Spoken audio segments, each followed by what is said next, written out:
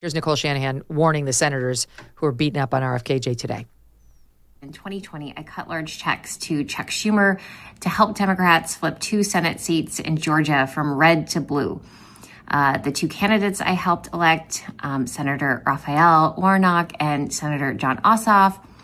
Please know I will be watching your votes very closely. I will make it my personal mission that you lose your seats in the Senate if you vote against the future health of America's children. And more than that, I also want to say to Senators Mitch McConnell, Lindsey Graham, Lisa Murkowski, Susan Collins, Bill Cassidy, Tom Tillis, James Lankford, Cory Booker, John Fetterman, Bernie Sanders, and Catherine Cortez Masto, this is a bipartisan message, and it comes directly from me. While Bobby may be willing to play nice, I won't. If you vote against him, I will personally fund challengers to primary you in your next election, and I will enlist hundreds of thousands to join me. You're either on the side of transparency and accountability, or you are standing in the way. The choice is yours. Please choose wisely. Right on, Nicole. So his response was, she's literally so hot. Who knew? Cannot imagine a senator being intimidated by this bird. That is the perfect tweet. That is leftism in a nutshell, right? Like, if Tucker Carlson ever remarked on how hot Nicole Shanahan is, he'd be getting called a sexist pig by everyone over on Jack Schlossberg's side of the aisle. So he puts it in there. Why? To diminish her. He's actually using it to diminish her down to her appearance, as we see with the follow-up line, which shows he is not her fan. Cannot imagine a senator being intimidated by this bird.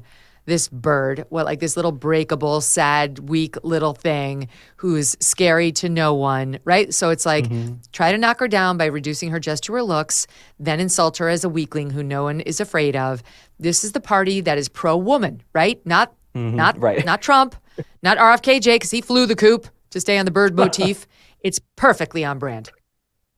Absolutely. But this is what being a Democrat is about. If you look at Jack Schlossberg, he got to go on stage and speak at the DNC. Bill Clinton, he's been terrible. He's the patriarch of that party. He got to speak at the DNC. Kamala Harris, she's a disaster. She got to be the candidate. So the Democrats, it's always the rules for thee, not for me. Yeah, Doug Emhoff as well. It's the rules for thee, not for me. So if a Republican went out there and said someone was hot or sexy, like you said, they would be called a sexist pig. But Nicole Shanahan, she's a much more formidable force than I think people realize. I was one of the first people who got to meet her on the campaign. I was on the VP committee, which I was grateful to be a part of. And Nicole's a very formidable person. I think she's been written off, but she has a lot in store for the future. So this also happened on The View today, where Joy Behar referred to the new press secretary, Karoline Leavitt, who did an amazing job this week. She's green and she's young, but she's very strong, and she's going to get even better. This is why she thinks Trump chose her. Listen. I think she's probably been put in there because, according to Donald Trump, she's a 10. You know that's what it is. I want to be clear, though. So that's why he chose Karoline Leavitt, according to the tolerant left, because of her looks. And I posted this out online. It's an attempt to diminish her. She's nothing more than a pretty face. She can't be taken seriously. But I think you made this point on my show, like, let's face it, we really are making America hot again. Like this. Right. I said we're about to have the hottest cabinet. And let's face it, Republicans in general these days, like that New York Magazine cover, I don't know. I just feel like Republicans are all about these days making an effort, pulling yourself together, presenting yourself well.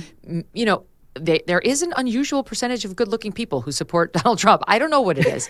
And then on the left, you have these lunatics shaving their heads, wearing their blue bracelets, having their enormous reading glasses everywhere. Like, it's not a good look. It's not something young people are going to want to be associated with.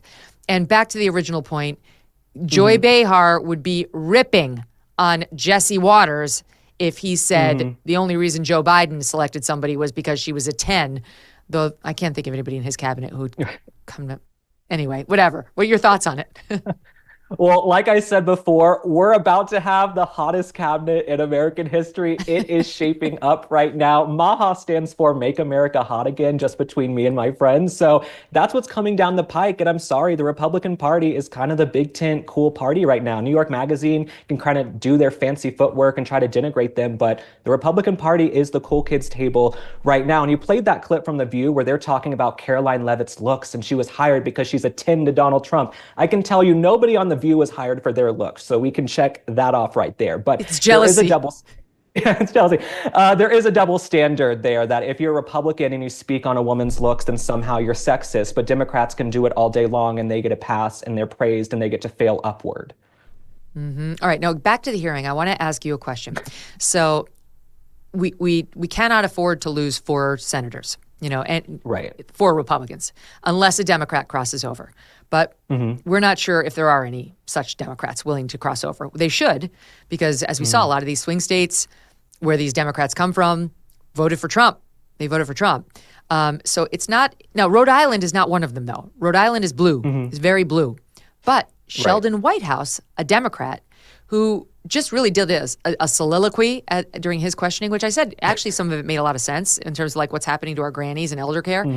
So it was kind of a safe place to go because it wasn't about how bad Trump is or Republicans are or RFK has been. It really wasn't, though there was a tinge of it.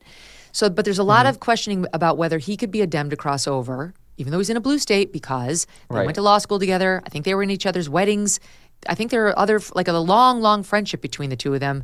Not sure if it's still in existence. It certainly didn't sound like it, given the way Sheldon Whitehouse signed off his little soliloquy today. We have a little bit of a cut. I'm going to ask you about him, and then I'm going to ask you about the Republican, Senator Cassidy, who people are worried about. So they're hoping for Whitehouse to cross, and they're hoping that Cassidy will not fall down and go with the RFK haters. First, here's the Democrat from Rhode Island, Sheldon Whitehouse. Mr. Kennedy, I only have 5 minutes with you, and I've got a lot of experience with CMS, so you're just going to have to listen. 2 things. One, if you want to move from advocacy to public responsibility, Americans are going to need to hear a clear and trustworthy recantation of what you have said on vaccinations, and making indisputably clear that you support mandatory vaccinations against diseases where that will keep people safe. You're in that hole pretty deep. We've just had a measles case in Rhode Island, the first since 2013. And frankly, you frighten people. I've said a lot. My time is out. You're welcome to respond in writing. He didn't give him the chance to say one thing in response. But how do you like RFKJ's chances with Senator Whitehouse? I'm really not sure. I'm really down the middle on a lot of this. I thought Senator Whitehouse was entertaining when he was going Granny's in the car, Granny's in the kitchen, then Granny's here. I'm like, where is Granny? What's going on with this? So I don't know. I'm hoping that the Republicans will file rank and get it together. Trump won the landslide, Trump won this election in a landslide. He won the popular vote, the Electoral College, the House, the Senate. He should be able to have the cabinet he wants. The same way Joe Biden got to have everybody he wanted. He had Pete Buttigieg as Secretary of Transportation, and the only qualifications he had were fixing potholes in South Bend, Indiana, and he was an utter calamity. So I think if Joe Biden got to have his cabinet, the Republicans need to get it together for Donald Trump. And you can also look at the other health officials we had the last 4 years. Rachel Levine, who's pretty much an overweight man in a dress, has been dictating health policy. Why don't we have someone who actually knows about the chronic disease epidemic in this country? Thank you. I honestly, these Democrats got behind Rachel Levine and celebrated his elevation to being the alleged first female, whatever the role was. I don't have the exact title.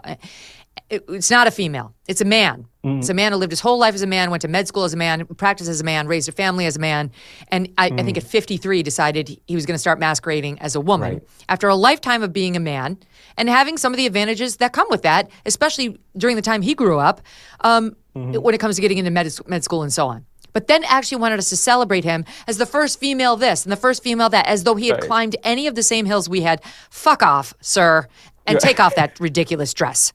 That they all loved him. Rachel Levine's like the face of HHS under Joe Biden. But Robert Kennedy, he's too much of a kook, Link. We can't vote for that. Absolutely. The Democrats the last 4 years under Joe Biden had no problem with an overweight man in a dress dictating health policy. But they have an issue with Robert F. Kennedy Jr., who's been on the front lines of these issues for years. And I wish they would just come clean and admit it. 90% of our healthcare costs in this country go toward chronic disease. That is $4 trillion a year. This is an embarrassment for the United States, the most prosperous nation on earth. We've got the sickest people on earth. This isn't okay. And if we've been trying it one way and it's been an absolute disaster, God forbid we try something new and give Robert F. Kennedy Jr. a chance. We continue to face uncertainty when it comes to the economy, with a perfect storm brewing as Social Security and Medicare hit a breaking point as the largest generation is hitting retirement. A smaller workforce means a smaller tax base. You pair that with our growing national debt and the rising cost of living, and we could have a very big problem on our hands. So what are you doing right now to protect your family for the future? Gold can be a very safe haven in very hard economic times, and Birch Gold makes it easy to diversify a portion of your savings into physical gold.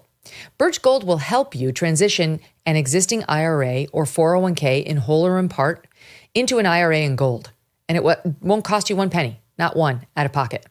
Protect your future today. Text MK to 989898 and get your free info kit on gold and a copy of The Ultimate Guide for Gold in the Trump Era with a foreword by Donald Trump Jr. There's no obligation, just information. Birch Gold has earned the trust of countless Americans looking to safeguard their savings. Text my initials, MK, to the number 989898 today. Thanks so much for watching. If you like what you just saw, hit the subscribe button for more clips and full episodes.